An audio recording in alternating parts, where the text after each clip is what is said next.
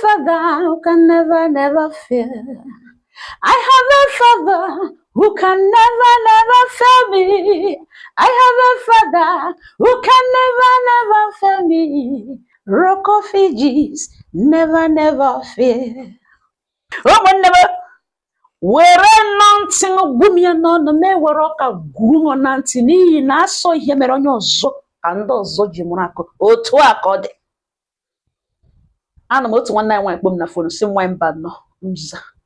ya sị m na m were ihe ya na kero m ugbu ene gbotowara ya mba ụwa n'ihi na onye ya na chi eso m si aga n'ihu nwanne m gaa n'ihu nwaanyị ọma nya m gbapịara m ọka ahụ etikwuleti ewepụrụ gbum ya gbara ya sị m na ya alụọla di na ya na di ebi n'obiọma ya amụchikwala n'ọmụ na ihe ya wụ n'ọwa aka na-emeta ego awara na ya nwere very large shop ya na control na di ya na ọkwa aka na-emeta ego n'ụdị nke ekwe di ya nwekwara shop nke na control na ha nọ n'obiọma na run things in harmony. Nwaanyị mba nọ mbiza ya sị m lezie ihe mere otu nwaanyị ọwa kpokete si ya nne ya sị na ejikwanye na ụmụ nwaanyị ibe ekpewa house help na ha na-akpọnwe imi ngwe ndị a na-eyiwe ewu ngwe ndị na-nọ n'imi na anya apịakwashịrị nọ ndị a na-akpọ as house help oge elele nnọọ nwata ọma wụsawụrụ ụkwụ kpuo anụ n'azụ ehembe anụ nwata bụcha n'azụ itembe na obi nwatakịrị na ọ gbagotekwele na ọsọ werere denwere di ya dịka mgbe e werere ji gbotowara ele ụdịka house help ya kpugha ike. Nwaanyị mba nọ mza ọ si eghewe ọnọghị na-ele nwaanyị ya this woman na-ekwu okwu dịka ọmma ya gwaga ya dị okwu na ọ ka gwụrụ ya nọ na eghewe ntị ọ ghewe ọnọghị na-ele the woman na-asama ya dị ọka ajụ ya si ejikwanye na many women beg ọpịọkọ taa ụfọdụ ụmụ nwaanyị marriages ha gbakashịrịla ọkwashịa ọgwụ ụfọdụ ndị house help pịawara ugbo azụ laa ha na nga o ruru na ọ na-ebido from I trust my husband. Chọrọ ịwụ one of them. Also, ya elege nwaanyị asị mba ya gụja si the woman na ya amaghị about others and ya trust di ya. The woman also okay. Na ya ga-anọkwa mgbe ọ ga-ebe. Na ọ ga-ebe mgbe and ya ga-anọ ya. Na ya agwachane. The woman elege esi nsogbu anọ lawa. Ụmụnne m nwanne anyị nwaanyị sị oruze mgbe oru the house girl gafee di ya ekpugiri anya ya elekwere ihe ote di echelege the house help anya ihe na-afụ ya zị ya jụwa kwuwe n'obi so gịnị ka di ya na-elere house help anya na otere na ọ ga-awụ na ihe nụtara nwaanyị nụtara chọrọ ime ihe agba ya obi njọ fụ ya sị mba ka ya tụrụkwu anya ala ọ bụrụ na enwere ala di ya zụga na village nwanne di ya kpee na fonu solo we na adịma na elule na ọbịa ugboene ka ọzụ ala apịa ya ọnụ conclude mara na o wene ka ha gala ọsụ di ya nọrọ nga na nwa ga na moto lawa village ga-ezu ya wala ụmụ ya gaa school ha na house help ya move oga ebe a na-ere gadget ga-agwa ha ihe ya chọrọ ke na-erekọdụ auto recorder na ya chọrọ ka ha bịa tire ya spy camera n'ụlọ ya na ha ekwuo ha esolie ya baigere na moto ekpobata ha mount tire camera na sitting room tigere na bedroom ya tigere ya na toilet tigere na room the house girl na nwa mba nọ nza ya si for 6 months ya ji iPad ya na-ele ihe mege n'ụlọ na enwe otu mkpụrụ ihe na-ahụ na ọwụ die edi abalị die na ihe na die na-ehi n'ụra die dị redi ebupụtara ya sị dowagodo ya ka ehi ụra na ihe die na-ehi na mgbe ụfọdụ die na-agwa esi ya na-ehi ụra na ya ga-ebrek down one day ya na-ehi ụra ya kpewa die edi abalị di ya kpewa ya ụra atọ oke na ọhịa ha na-eji etubiri onwe ha na ọwụ njakịrị egwuregwu ya na die na-amụ nwe die kpeghala ya ụra atọ oke ya kpe ya edi abalị na ihe na-ahụ every afternoon na dia na ala ya dị aware of that one. Ọ na-ala ga ehi ụra agụdo ụra 1 hour laghachi back to shop no here na mgbe di ndodo mgbe ụfọdụ ahụ ya ka the house girl gara aga ọ ga-anọ n'ọrụ ahụ ụmụ school agbasa ha lọta the next one house girl wike bupụtara ya na dining di eri orikwericha okorefe iri pụwa na-enwe otu ya ahụbeghị kamera ha capture ebe di ya nọ 3 steps closer to the house help na ọ na-awụ mere ka onye jige mmadụ ochi na ọ bụla ihe na-ahụ nothing else nothing. Nwaanyị mba nọ mzo si oruzo etu otu Sunday enyi nwoke di ya pay her visit with a young boy no ebe 17 years ya na the boy soro bịa n'ụlọ ha nabatacha ha welcome ha wụ guest nye ha ni Sunday ha erichala 3 weeks later oro ya nọ na shop ya wepụta ihe na-ele ka ele na me ụbọchị keta ọ ga-adịkwa ka ibe ya ele na ihe mege n'ụlọ hụzi ka di ya nọtara nọ elubede higora shi n'elubede bilie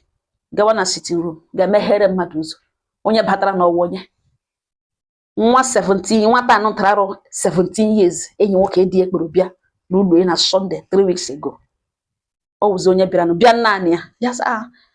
nwa ke ọ bịakwara na emena ya wereze ntụrụche n'ọrụ ọdụ palie ihe ya denwe ya anya ya pụzi hapụ ya na-ele ga mara ihe ọ bịara ime so kwa wụhụ maid ya ka this boy tụrụ bịa ọ mahụ na di ya ga-anọ ya by this time ya na-achịsị upul ya agbaala ya n'akpa ya na-elezi di ya ka ọ gara na fridge ga-eweta can malt nye the young man ya nọrọ n'oche na-ele telivishọn di ya gaa na far end ebe oche ya nọ ga nọrọ ebe ahụ cross ụkwụ ya nwatakịrị anụmanụ nọrọ here over 30 minutes bilie egughere ya ụzọ ya lawa that same day ya lecha nwa anụtara ọlala di ya ehizi ha ụra anụtara ya hụ di ya ka o yiri efe pụwa the same day ya hụkwa ka kamera ụmụ ya abatala ha lụla ya mara na yes ụbọchị keta ọ wụla ihe ọ ga-awụ nwaanyị mba nọ nza ọ sị kọl ọzọ ya receive wụ na di ya na ọ nọ police station na ndị polisi bịara ya arrest onye kpọkwara na ya kọla na ọ wee enyi di na ya gaje na police station na ịga bail ọ dị na polisi mere arrest na ihe akọga ma o rere ya were na ntị o si ewere ose were ije wụchasịa na police station jụwa di ya sọ gịnị mere di ya wee sị na ọ nwatakịrị nọtere enyi nwoke n'okporo bịara n'ụlọ nọcha ya enye ka mmụọ ọlawa ihe ọzọ ya nọga nga n'ugbo na polisi abịa mee ya arrest ya jụọ sọ gịnị offense ya kọmiti ha sị mgbe eru na station ka ọ mara ya erute nga statement nwatakịrị nyere na ihe asụ mere nọ na nwatakịrị na ọ dara n'ihu filling station ụmụ okorobịa gbakọ sọ gịnị ya agwawa ha dat na onye pere visit tire ihe na mmanya o nyere ya dị weak na ya na-ele elege ahụ ihe niile o mege but ya enweghị strength to resist na the man na-ata ya n'ike eshe taa ya janjata nja taa ya jagajaga ọ sị ya di ya ọsọ gịnị di ya ekwu ihe n'ugbo ya dakakwa n'ọchị di ya sị na ọ trọst ya that much no o believe ya sị di ya na ya biko ya kọta ọzọ na ọhịa ọ na-ebe ya sị ọhịa ekwedewe ebe ya sị oge nsogbu anọ ka ya kpọọ dia lọya akpọọ lọya ha lọya awụchachia enyi nwoke nọ dị ya before ị mara ha atọ apụọ n'echi enyi nwoke di ya gwawa lọya na from ihe gaga on na doctor chekele the young man hụ na atara ya trutru n'ike eshi police agalaga jụọ gateman ya ọsị yes na the boy bịara how long ka ọ nọrọ ọsọ ọ nọchagbara nearly 1 hour na ya amaghị exact time o jiri bịa na ọ bịara mgbe rota na ọ nọrọ kwa almost 1 hour ajụọ ya sị mgbe nwatakịrị gaga enwere ihe ọ notisiri dị ọnụ ụzọ ya sị na mgbe ọ bara ọfụma mana mgbe ọ pụgazi na ọ gagacha ka onye nọ in pens na otu o jiri pụọ police a conclude lawyer away in on the matter na ya agaghị ewin in this case so ọ karịa mma na anyị settle out of court ahụ na this matter ya sị na a ga-erute isi na di ya wụhụ okponto na okpobe mbụ nwebụkwa onye kpụrụ mbụ na ọ dị ya na-ebi n'ụlọ otu ka eshiga aha ya a stronger lawyer di ya na-arịọ esi ya biko na according to enyi ya nwoke mpa the boy ekwetele ịnara 5 million naira police ekwetele ya imenyu ke ha ekwuole ke ha na ndị ke ha dị ke ha wụhụ problem na ka hapụ this matter ha buru na ọwụ blackmail na ya fall already ya elenukwala lesson ya na-ele di esi ihe akụkọ na biko chere ka ya egosi ya ihe a na-arụ na ọ maghị onye ọ lụrụ na ọ ga-amata ya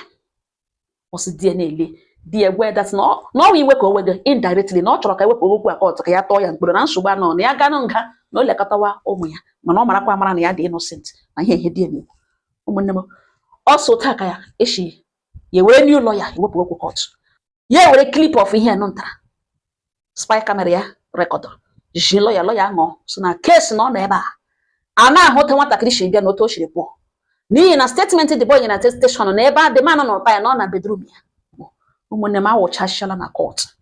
after investigation achọpụta na onye dị mba the young boy kpọga mpa ya awụhụ mpa ya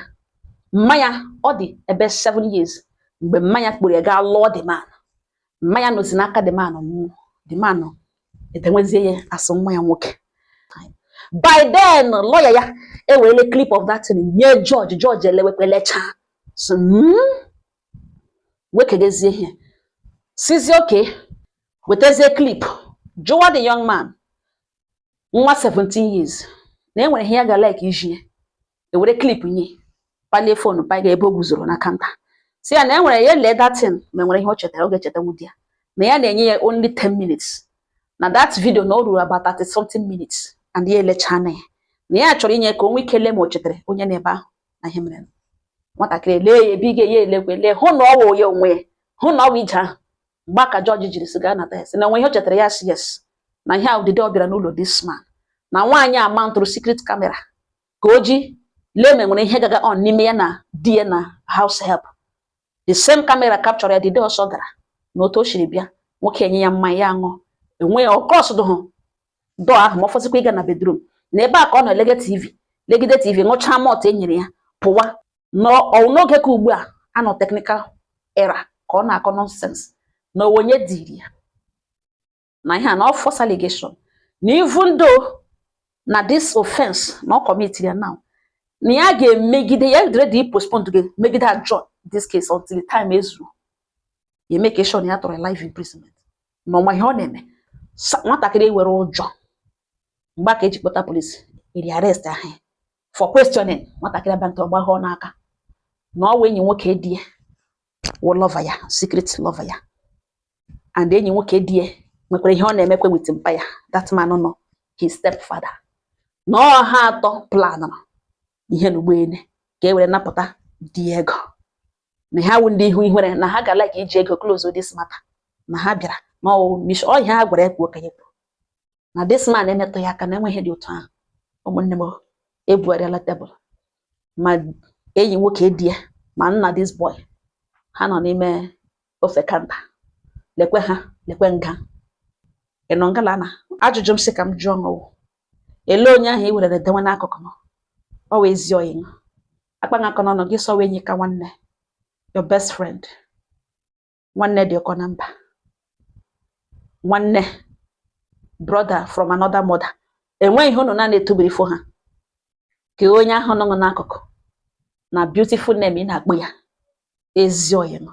who is that person die na dredi ga ṅụra nye nwoke isi na ọwụghị okpo ntu not knowing na ọwụ okpo jaja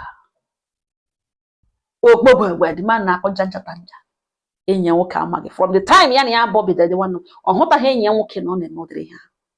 enyi nwoke ataraghịkwana ha ịbịa to him because ọ maara na ya onwe ya wụ di ya like sokiriwo ụmụ nwaanyị